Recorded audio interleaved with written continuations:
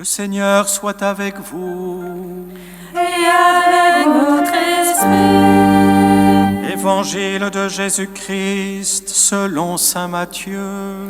Gloire à toi, Seigneur.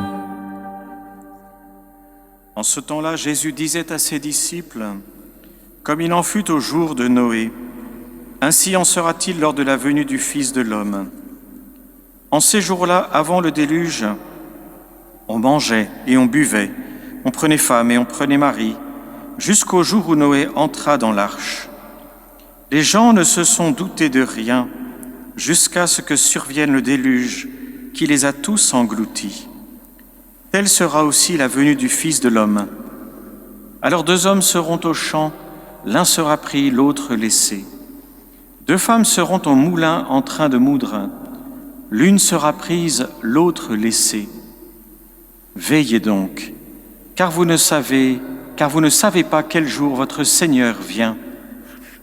Comprenez-le bien, si le maître de maison avait su à quelle heure de la nuit le voleur viendrait, il aurait veillé et n'aurait pas laissé percer le mur de sa maison. Tenez-vous donc prêts, vous aussi. C'est à l'heure où vous n'y penserez pas que le Fils de l'homme viendra. Acclamons la parole de Dieu. Louange à toi, Seigneur Jésus.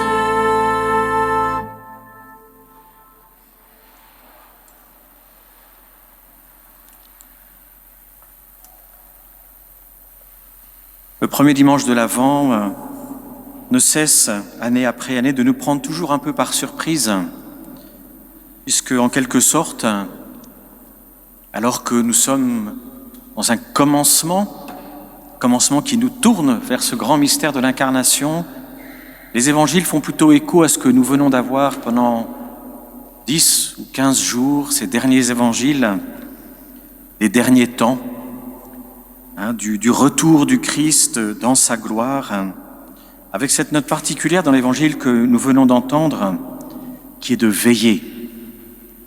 Veiller. Ces évangiles qui sont donnés par le Christ à ses apôtres avant d'entrer dans sa passion. Et donc, quelque part, on se sent décontextualisé par ces évangiles qui nous mettent dans un lieu spirituel qui semblerait ne pas avoir grand rapport avec celui que nous voudrions avoir aujourd'hui en commençant ce temps de l'Avent. Aussi, je vous proposerai aujourd'hui d'accueillir cet évangile de la façon suivante.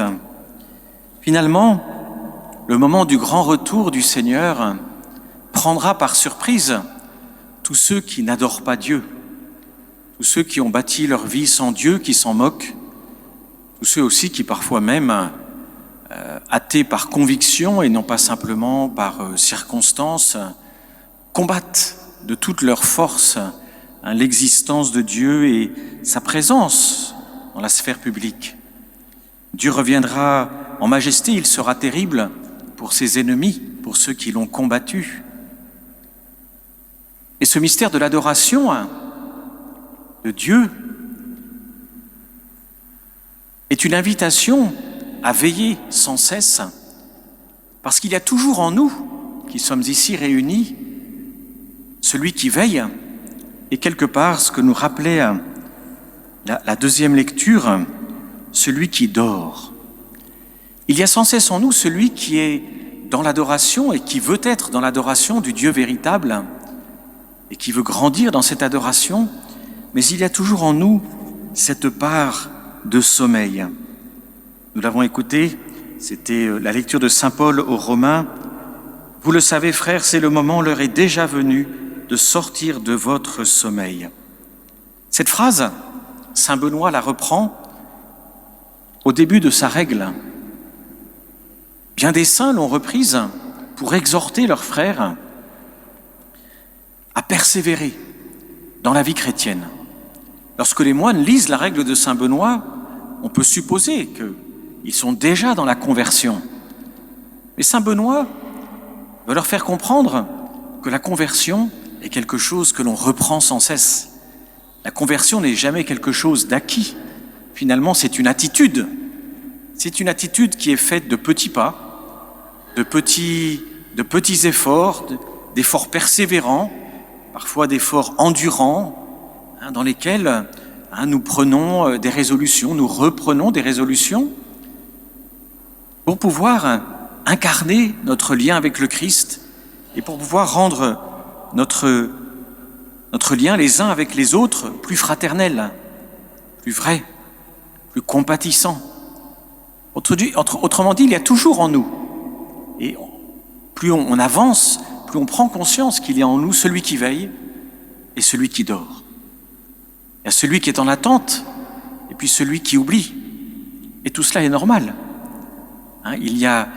Nous ne sommes jamais, pour prendre une expression un peu commune, nous ne vivons pas à jet continu. On n'est jamais constamment sur des sommets.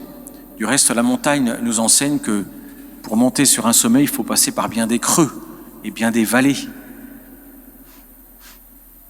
Aussi donc, ces évangiles, en nous mettant dans cette attitude de veille que le Christ a rappelé de façon toute particulière à ses apôtres avant d'entrer dans sa passion, c'est finalement l'attitude que l'Église nous invite à avoir pour nous préparer à ce grand mystère de l'incarnation. C'est-à-dire, reprends ton esprit de veille, ton esprit de conversion. Accueillir le mystère de l'incarnation est quelque chose auquel on a pu, et assez naturellement, auquel on s'habitue puisqu'on le célèbre tous les ans. Donc, nous sommes familiers de cette célébration. Et pourtant, le mystère célébré est quelque chose de si grand, de si fort. Aussi, le temps de l'attente va venir sanctifier notre cœur, le purifier pour se préparer à cet accueil, en venant chercher en nous tous ces lieux d'attente que nous avons. Parce que l'attente est finalement une attitude profondément humaine.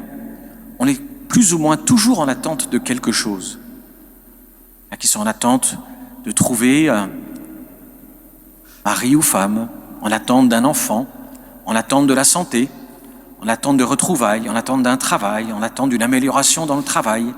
En fait, l'attente, de multiples façons, s'inscrit dans toute vie humaine.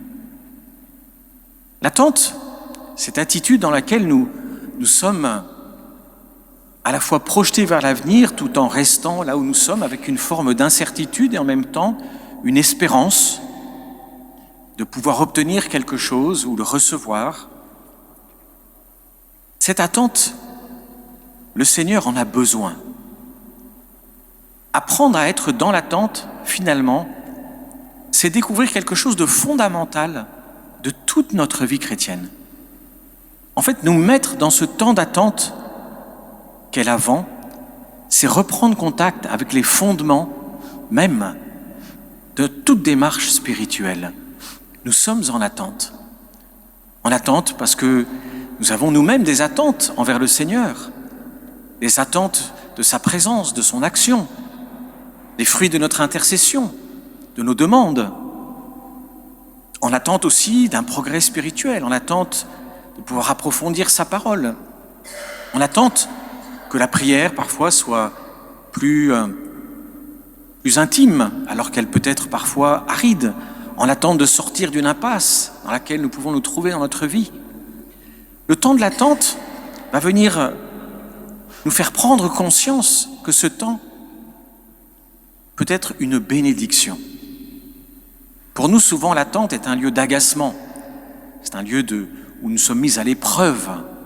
Parce que, justement, il y a toute cette part d'incertitude liée à cette part de désir en même temps qui est forte.